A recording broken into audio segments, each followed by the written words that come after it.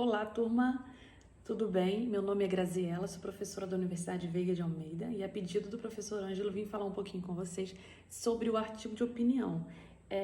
Eu sei que vocês estão num momento de estudo desse gênero textual, da tipologia também que o cerca, e aí eu vou dar algumas dicas, falar um pouquinho com vocês sobre, brevemente, né? Porque nós estamos aqui num vídeo, então vou tentar ser breve. Bom, é um gênero textual que constrói uma opinião a respeito de uma questão controversa, polêmica, traz sempre uma problemática. Ele objetiva sempre convencer o leitor acerca de uma ideia, de modo a influenciar esse leitor, com certeza, a transformar os valores por meio da apresentação de dados consistentes, né? Vou falar daqui a pouquinho sobre esses dados, sobre as formas também de persuasão que podem surgir nesse gênero textual no artigo de opinião.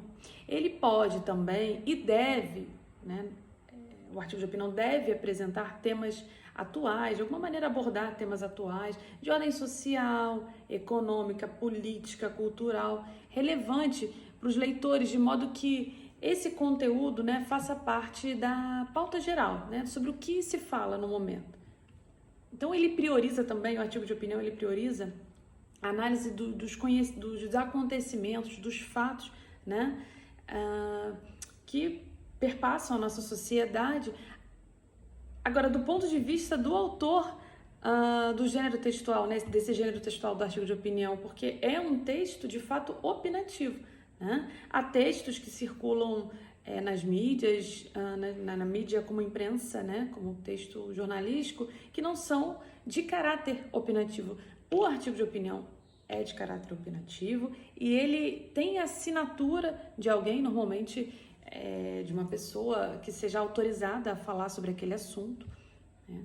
É interessante também que vocês, ao elaborarem um artigo de opinião, percebam que há uma certa alteridade. O que é alteridade, né?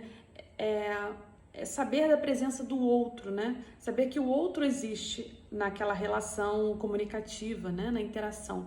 Então, é interessante que nesse processo de produção de um artigo de opinião, que a gente sempre se coloque no lugar do outro, que a gente de alguma maneira justifique as nossas afirmações, no sentido de saber que há outra pessoa lendo e que essa pessoa está interagindo com você.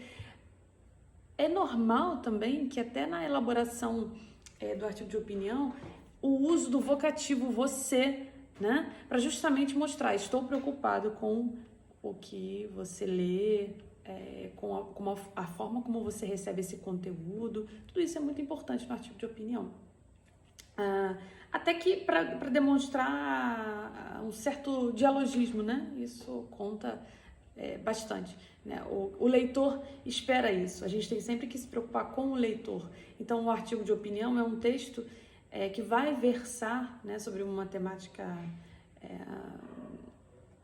controversa, polêmica, e ele vai apresentar afirmações, conclusões contrárias, contraposições, enfim. É importante salientar que esse gênero textual pertence ao universo jornalístico, né? Que circula no universo jornalístico, mas o artigo de opinião é um tipo de texto argumentativo, a tipologia argumentativa. Nesse sentido, a gente tem que pensar que o artigo de opinião ele vai apresentar diferentes tipos de argumento, né? Então, nos interessa pensar o argumento de autoridade, o argumento de consenso, o argumento de provas concretas e o argumento também que tem a ver com a competência linguística, né? Esmiuçando um pouquinho de cada um, a gente pode dizer que o argumento de autoridade, vocês já imaginam pelo nome autoridade, é quando a gente faz menção a grandes autores, a nomes importantes, a autoridades. Por exemplo, quando a gente fala em educação, por exemplo, a gente pode mencionar o nome do Paulo Freire, né? Ao mencionar este nome, a gente sabe que a gente tem um respaldo sobre o que está sendo dito, né? É um tipo de argumento que traz mais consistência para o discurso. Então, além do argumento de autoridade, como eu disse, a gente tem também o argumento de consenso, né, da voz popular, que é diferente, por exemplo, de um lugar comum, de trazer falas estigmatizadas, no sentido de falas que revelam preconceitos sociais, por exemplo, isso não é o que se quer, né? A gente deve refutar esse tipo de fala. Então, assim, argumento de consenso é uma ideia que talvez seja aceita como verdade por todos. Todo mundo aqui aceita a verdade de que, por exemplo, a educação é o alicerce do futuro. Se eu digo isso, é uma fala que é um consenso, não há um autor especificamente que disse isso, é uma fala que já está popularizada, mas é algo que de alguma maneira desperta a familiaridade no nosso leitor. Tem assim um efeito de proximidade no interlocutor, já que, como eu disse há pouco, o artigo de opinião requer esse dialogismo, essa troca, essa proximidade com o leitor. É uma maneira também, na verdade, de conquistar de uma certa aproximação, como eu disse, mas com vistas a aproximar, né, o leitor das nossas teses. Ou seja, a gente tem essa vontade, né, de gerar essa persuasão em relação às teses que nós defendemos como articulistas, né? Aquele que articula alguma ideia e defende uma tese no artigo de opinião, que é isso que se faz, é esse jogo argumentativo em que a gente vai trazer o máximo de argumentos, né, com o objetivo de gerar a adesão do nosso leitor. Além disso, temos também o argumento de provas concretas, que aliás é muitíssimo utilizado, né, que nós podemos trazer informações pertinentes, dados consistentes, né? Aquelas evidências dos fatos, né? Elas vão corroborar, na verdade, para a validade do que se diz. Então, assim, quando a gente traz provas concretas, relatos dos fatos, né? Dados estatísticos, alguns exemplos, algumas ilustrações sobre algumas questões ali que são discutidas, pertinentes ao que está sendo discutido. Interessante que, por exemplo, esses dados estatísticos, né, vão construir esse discurso, né, vão fortalecer o discurso, né, e também a ilustração, os exemplos, de alguma maneira, eles vão dar um pouco de concretude para o que se diz, né, e vão apresentar, evidentemente, uma forte possibilidade de persuasão e de convencimento do nosso leitor. Por último, tem um argumento que é muito importante, que a gente não pode perder de vista, que é o argumento de competência linguística. Esse argumento tem a ver com a adequação do nosso discurso.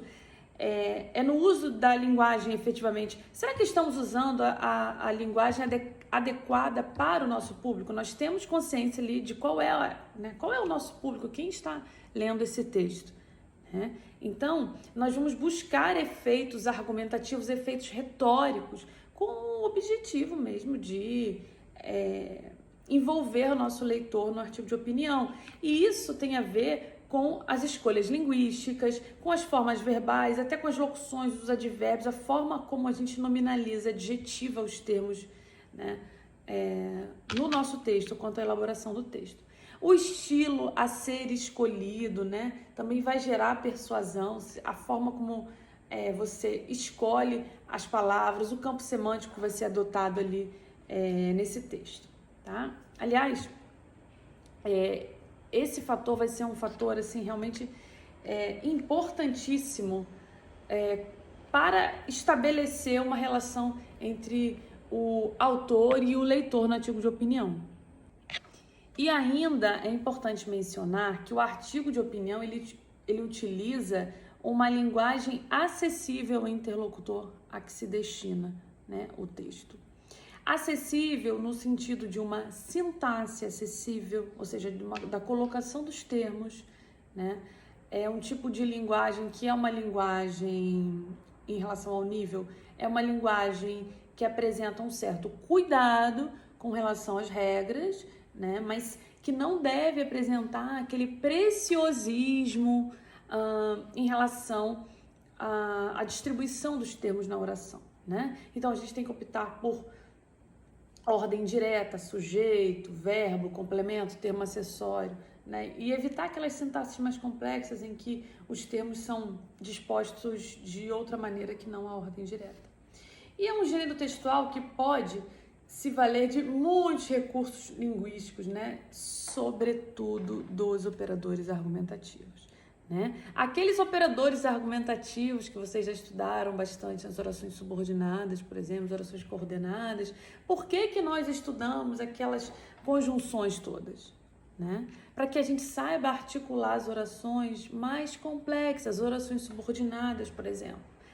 É preciso que vocês lembrem desses detalhes que já estudaram, muitas vezes não gostam tanto, mas eles são importantíssimos para a confecção de um texto coeso, coerente, tá? E, por fim, eu quero mencionar algo muito importante que caracteriza o artigo de opinião, né? Caracteriza e estrutura o artigo de opinião, que é a situação-problema, a discussão e a solução-avaliação.